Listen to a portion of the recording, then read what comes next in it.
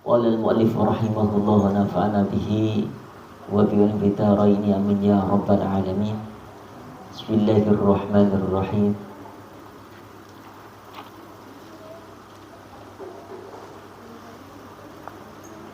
Wa kana Syekh al-Imam al-Ajal al-Ustadz Burhanuddin rahimahullah yaqul.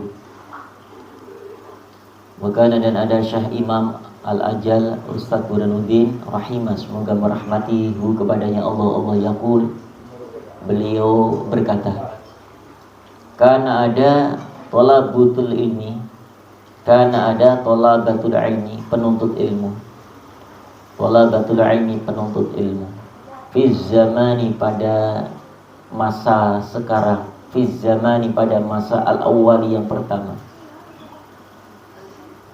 fi zamani, pada masa al-awwali, yang awal, dulu, awal itu yang dulu, yufawwiduna, mereka menyerahkan, yufawwiduna, mereka menyerahkan, umurahum, urusan mereka, umurahum, urusan mereka, fit ta'alum, di dalam menuntut ilmu, fit ta'alum, dalam belajar, tak boleh, fit ta'alum, dalam belajar atau menuntut ilmu, ila ustadzhim, kepada guru-guru mereka.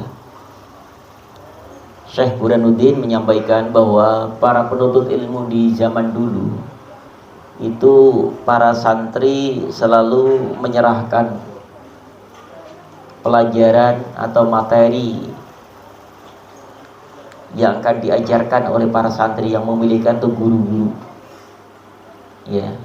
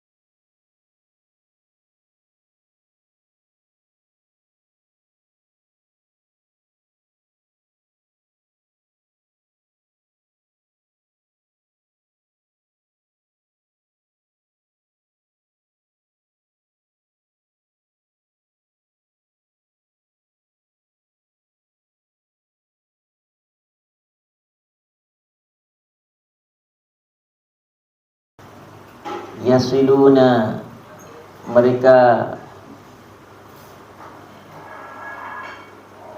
memilih juga bisa. Yasiluna, mereka menyampaikan. Yasiluna, mereka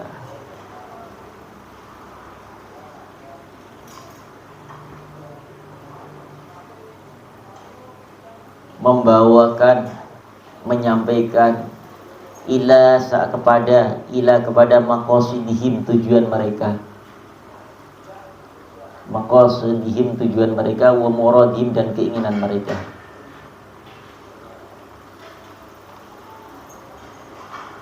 Maqasidihim, tujuan mereka, wa muradihim, dan keinginan mereka.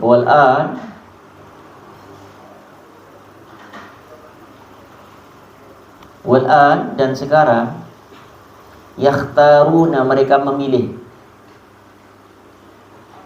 Wal'an, dan sekarang, yakhtaruna, mereka para santri, para penuntut ilmu memilih, bi anfusim, dengan diri mereka sendiri, dengan anfusim, diri mereka sendiri.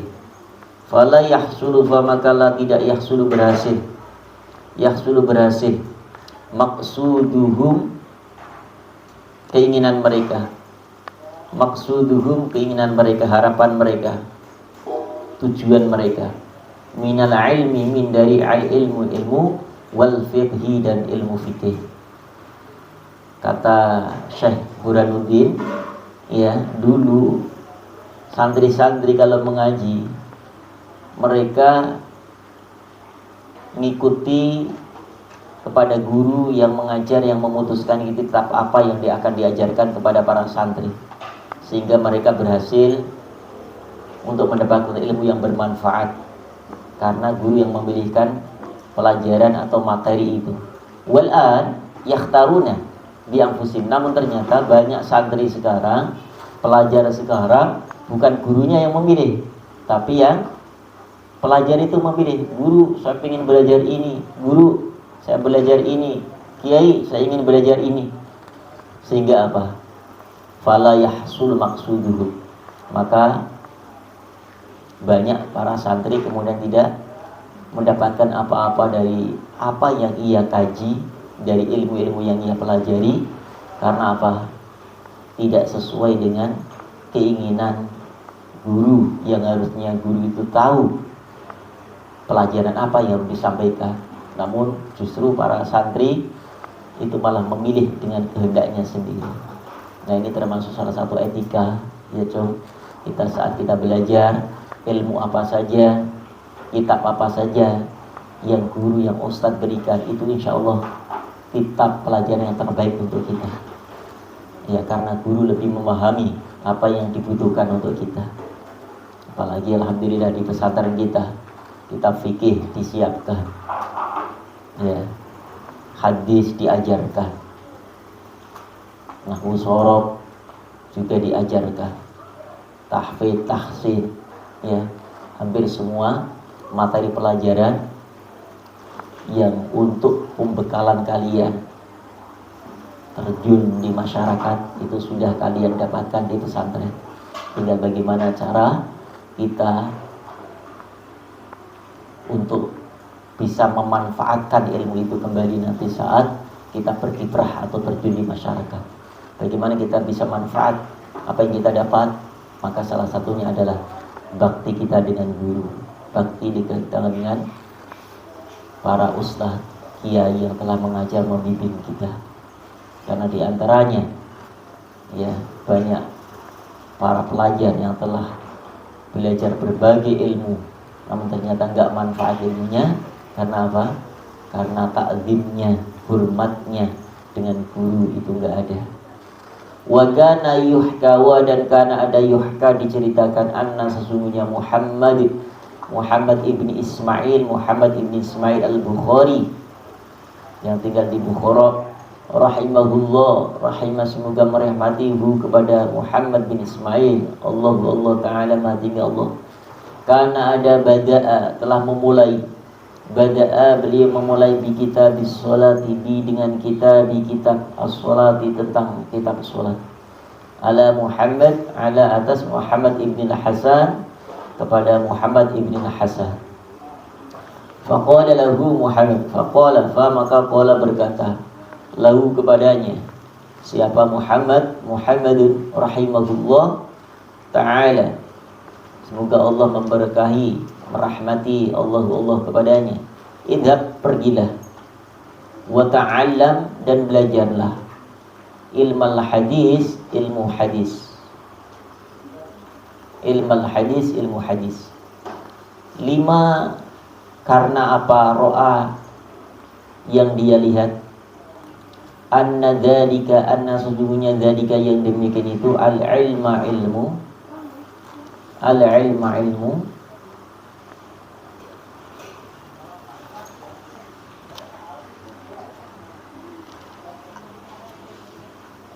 al-yaku,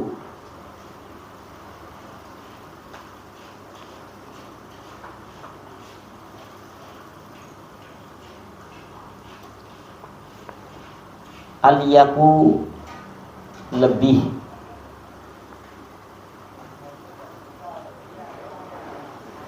mengetahui, bitab'ihi, dengan tabiatnya,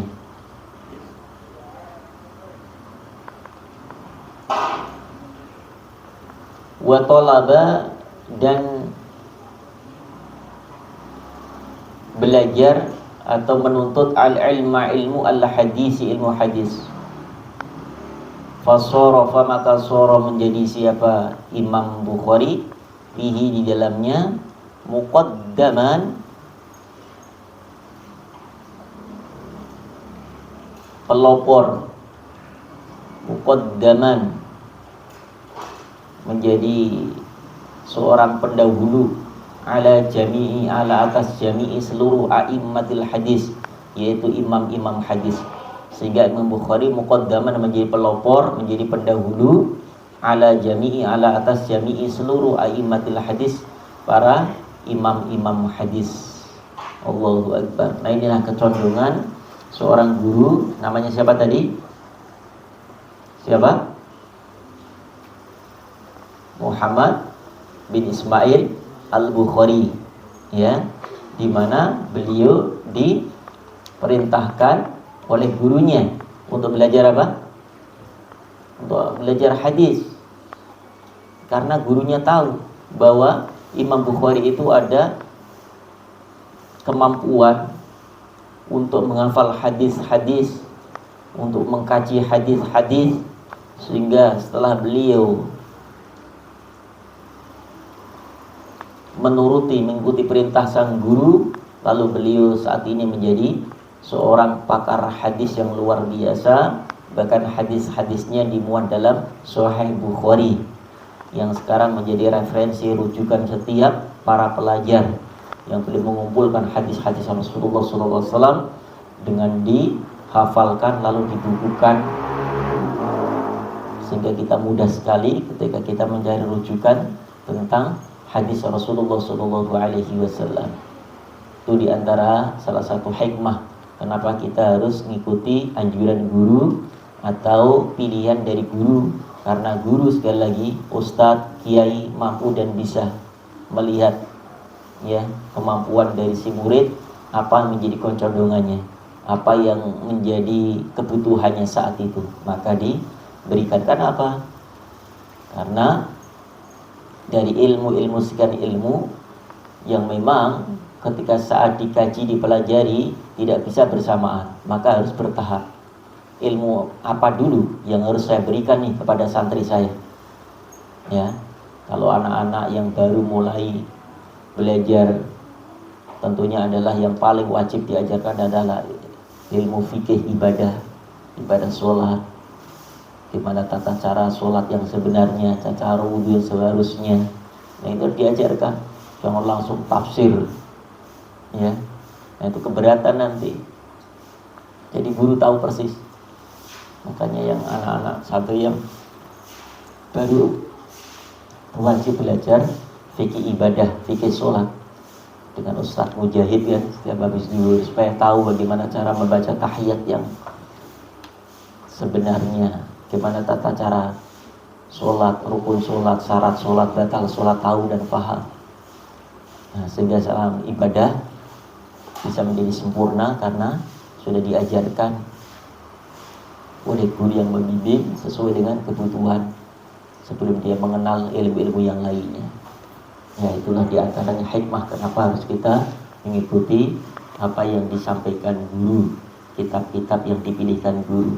Yang bagi sezukyatnya atau sebaiknya, li talibil ilmi, kepada talibil ilmi, para penuntut ilmu, talibil ilmi, penuntut ilmu, an, yaitulah tidak yajlisa, mungkin di ini redaksi yang lain, yajlisa tidak duduk, qoriban dekat, minal ustadi dari gurunya, minal ustadi dari gurunya, inda sabqi, inda ketika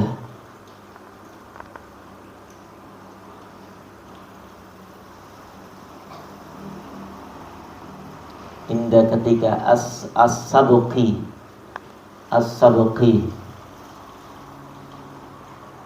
di sisinya, bi dengan ghairi, tanpa darurat dan keadaan darurat.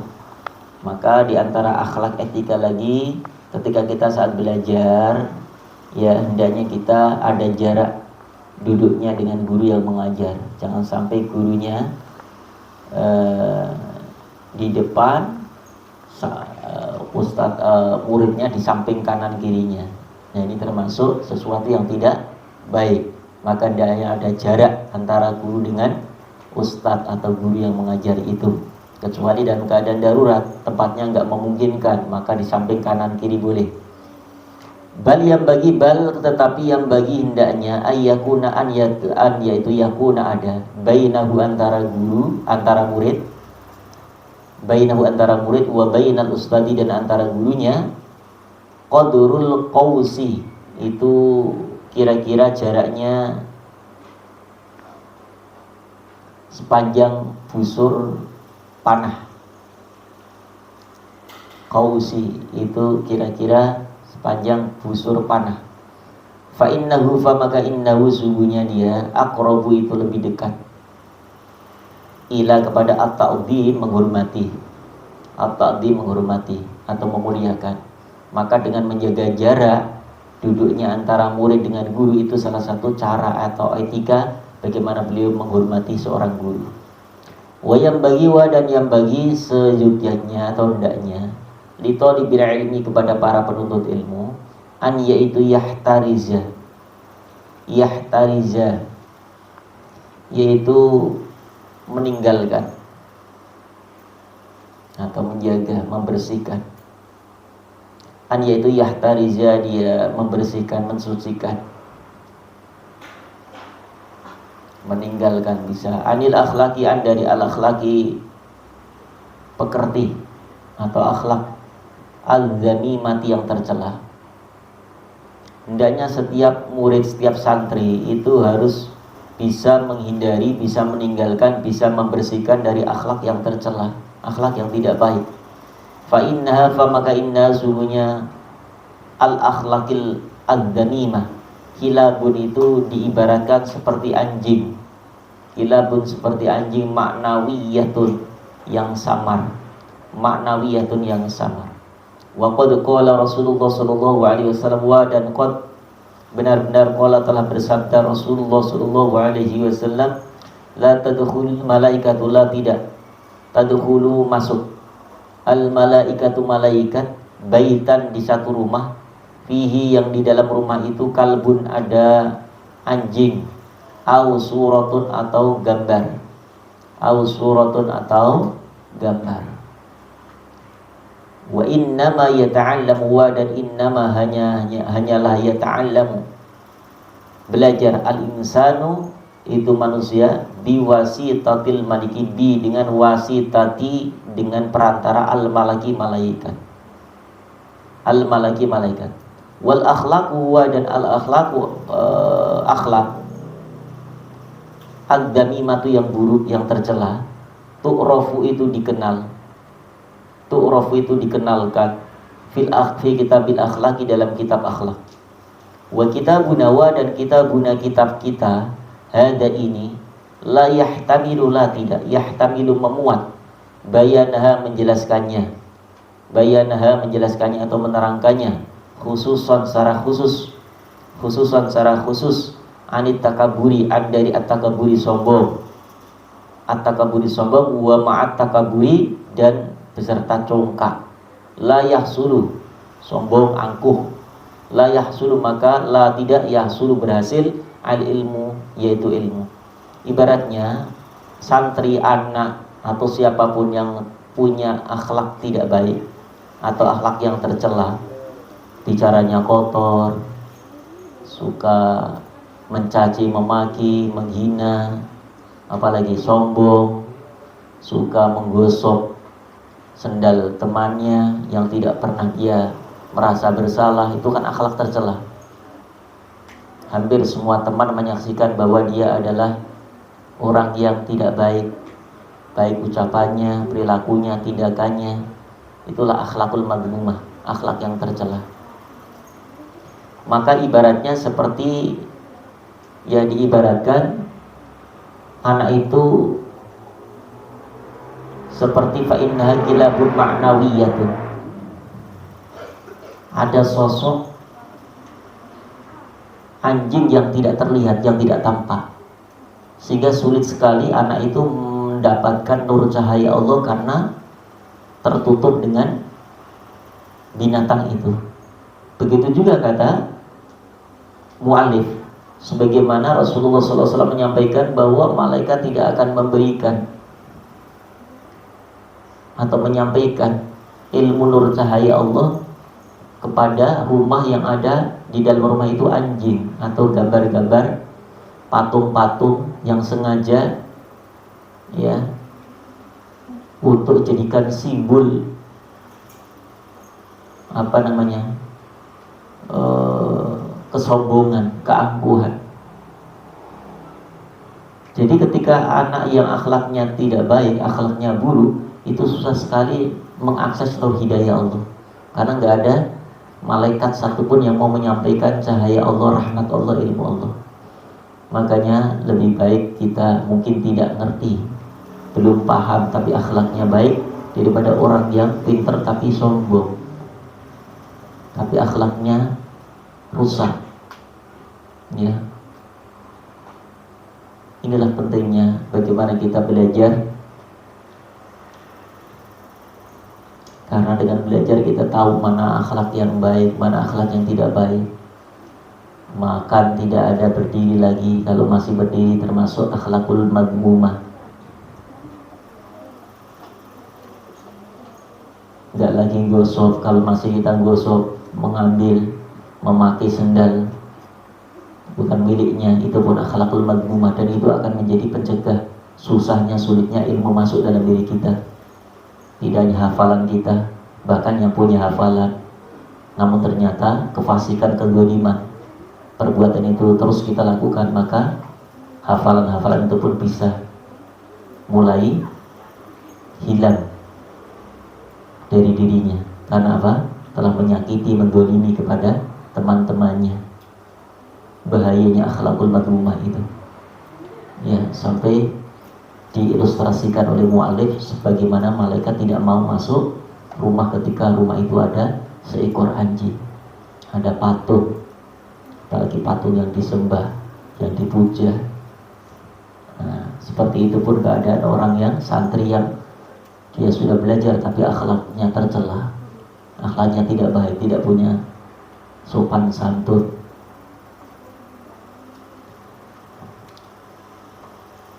Al-ilmu harbun lil muta'ali. Al-ilmu, ilmu harbun itu musuh.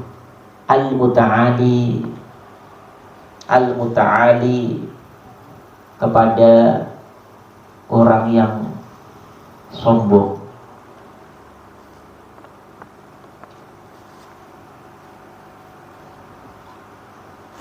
Kasaidi, kasaidi, ka seperti as-saidi, ombak.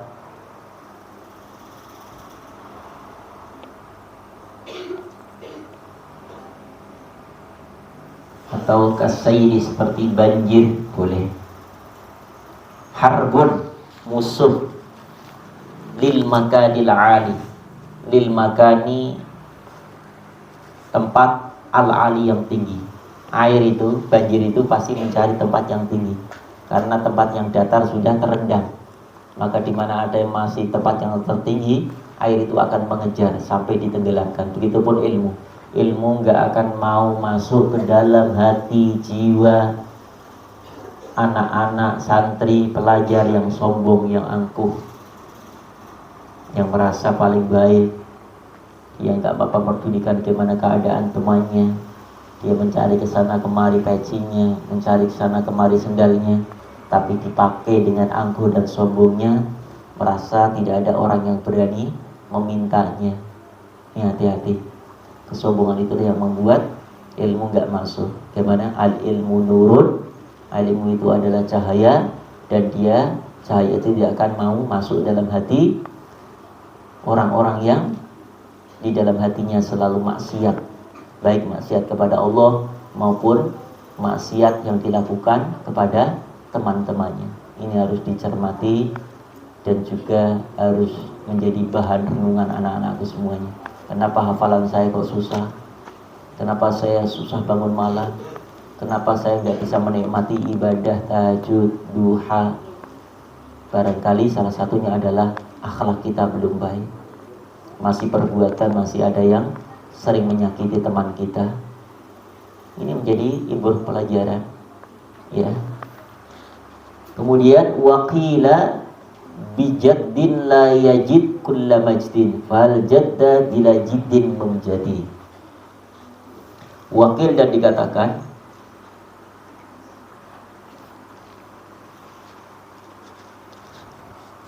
bijaddin la yajidin kulla majd. Bijidin bi dengan jaddin kesungguhan, la bijiddin la tidak,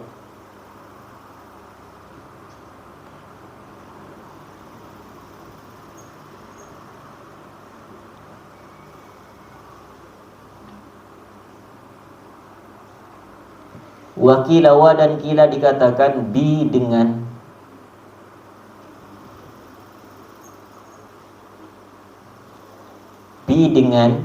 jaddin kemuliaan, la tidak bijiddin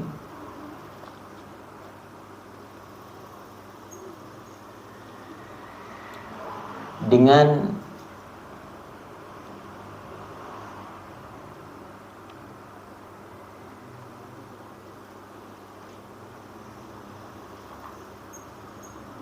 manjadda wajada. Ada yang sering kita dengar, ya.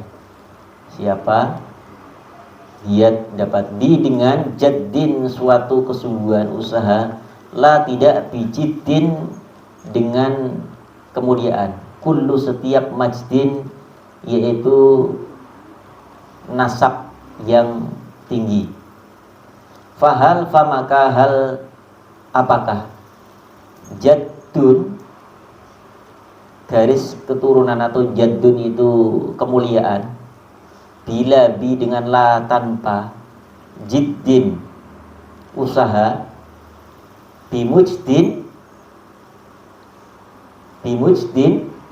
itu membawa manfaat,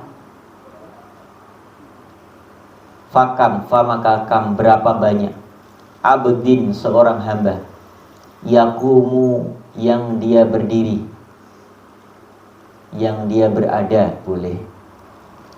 Fa maka kam berapa banyak, abdin seorang hamba. Hamba itu apa? Boleh dikatakan budak. Maqam ayakumu yang dia menempati, yakumu dia menempati, maqamahurin. Maqamahurin yaitu tempat orang yang mulia atau tempatnya orang merdeka. Wa kam hurin, wa dan kam berapa banyak, hurin orang yang merdeka atau bukan budak, ya. Yakumu dia menempati, maqama abdin tempatnya budak. Jadi dikatakan di sini ada seorang yang mempunyai makom terpuji, itu bukan karena nasabnya, tapi karena usaha dan upayanya. Dia ingin menjadi ilmuwan karena dia belajar dan belajar. Tapi berapa banyak orang yang walaupun, mohon maaf, anak seorang profesor, belum tentu dia menjadi profesor karena nggak mau belajar, nggak mau usaha. Berapa banyak anak orang yang kaya raya tapi anaknya menjadi miskin karena nggak mau, malas bekerja. Dan ternyata bal jadda bila jiddin bimujdadin. Tapi sebaliknya, ya, dikatakan bahwa ada seorang yang walaupun bukan dari anak keturunan orang yang mulia, tapi karena usahanya, kesungguhannya bisa menjadi mulia. Begitu pula jangan melihat bahwa ada orang yang budak, ya, nggak bisa mulia karena status budaknya, tidak. Bahkan tidak sedikit budak itu bisa menempati derajat tingkat makom kedudukan yang tinggi karena kesungguhannya, karena akhlak mulianya. Sebagaimana siapa? Bilal bin Rabah. Sampai Bilal bin Rabah itu anak-anakku, beliau adalah dulu budak yang dimana statusnya itu bisa dijual belikan. karena akhlaknya, karena imannya kepada Allah, sampai Rasulullah memberitakan bahwa sendal Bilal bin Rabah aja sudah masuk dalam surga. Karena apa? Karena kesungguhannya, karena ketakwaannya, karena iman dan akhlak mulianya. Nah, ini menjadi pelajaran buat kita, walaupun ya kita mungkin statusnya bukan dari bangsawan, bukan anak kiai, anak ustadz, tapi yakinlah dengan usaha kita, ikhtiar kita, kesungguhan kita dalam belajar, kita bisa saja menjadi wali, menjadi ustadz, menjadi kiai, menjadi guru. Nah, memang kalau cita-cita, kalau kita melihat anak-anak sekolah itu cita-citanya memang menjadi dosen, ya kan, menjadi guru. Tapi kalau santri itu biasanya cita-citanya menjadi apa? Menjadi wali, menjadi kiai. Dan itu insya Allah lebih mulia. Ya, walaupun seorang ya mungkin menjadi insinyur, menjadi ekonom, itu boleh-boleh saja. Ya, menjadi apalagi dokter, menjadi apa, selama itu memberikan manfaat boleh saja. Tapi yang terbaik adalah bagaimana cita-cita tertinggi adalah ingin menjadi kekasih-kekasih Allah atau wali-wali Allah. Nah, itu gak bisa kita raih, gak bisa kita dapat kecuali dengan akhlakul mahmudah, akhlak yang mulia, bukan akhlakul madmumah. Ya, banyak sekali anak-anakku dulu yang pernah diceritakan bagaimana sosok seorang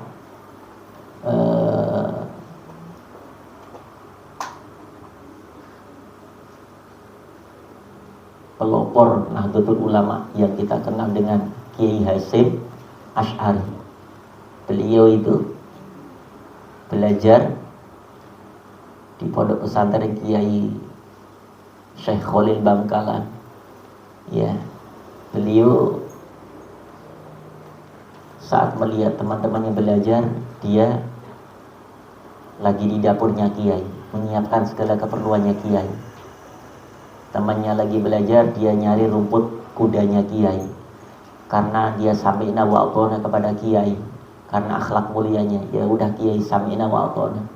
Apa yang menjadi perintah Kiai, saya siap. Karena ingin bagaimana khidmah dengan Kiai.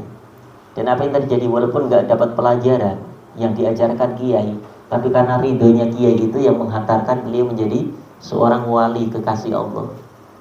Kita tahu bahwa beliau langsung diajar, bukan lewat kiai-kiainya, tapi yang mengajar siapa?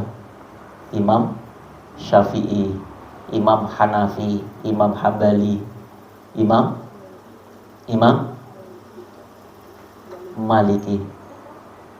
Dalam mimpinya itu beliau diajar 4 imam itu, 1 imam itu ngajar 20 tahun dalam mimpinya. Mimpi itu gak bisa direkayasa sama sekali. Ya, mimpi itu hak prerogatif Allah Subhanahu wa ta'ala. Gak ada intervensi dari kita, dari kitanya. Misalnya contoh, kita pingin, ya Allah saya nanti malam pingin mimpi ketemu siapa? Pingin ketemu siapa? Musa, misalnya Musa, ya Allah nanti malam saya pingin mimpi ketemu Mutiah, ya Allah. Enggak bisa. Karena an-naumu akhul maut, tidur adalah saudaranya mati. Sudah semua dikuasai oleh Allah dalam genggaman Allah. Maka mimpinya orang beriman itu adalah karunia Allah.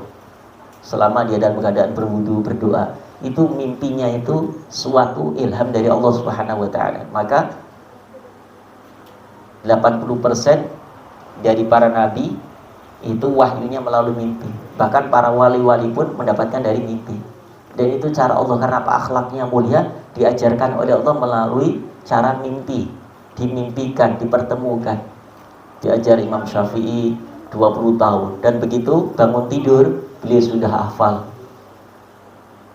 kitab Alfiyah, kitab Fathul Mu'in, hadis. Malam lagi dimimpikan oleh Allah, diajar oleh Imam Hanafi, diajarkan kitab ini, kitab ini, kitab ini. Bangun tidur, hafal.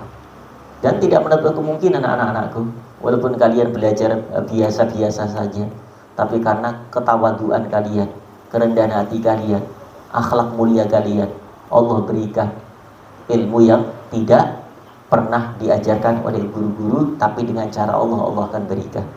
Nah, itu diantaranya ilmu, namanya ilmu laduni, yang didapat dengan cara karunia Allah lewat melalui mimpi. Dan itu bisa kita dapatkan, bisa mimpi itu selama lagi-lagi suci, bersih, bening hatinya. Bahkan tidak hanya Imam Hanafi, Imam Syafi'i, Imam Hambali, Maliki yang datang, bahkan mungkin Rasulullah SAW akan Allah hadirkan dalam mimpi kita, mengajarkan kita. Ya, tidak sedikit, sering para kiai itu saat mereka pesantren ditemui Nabi Khidir alaihissalam. Lewat apa? Lewat mimpi lagi. Dan itu hak keinginan Allah, memimpikan kita, dipertemukan kita siapa yang dipilih oleh Allah. Nah, inilah ya cara bagaimana kita untuk meraih satu ilmu yang manfaat, ternyata melalui keusungguhan kita, ketakwaan kita, akhlak mulia kita. Ya, insyaallah mudah-mudahan manfaat. Subhanallah bihamdika, asyhadu an la ilaha illa anta, astaghfiruka wa atubu ilaik.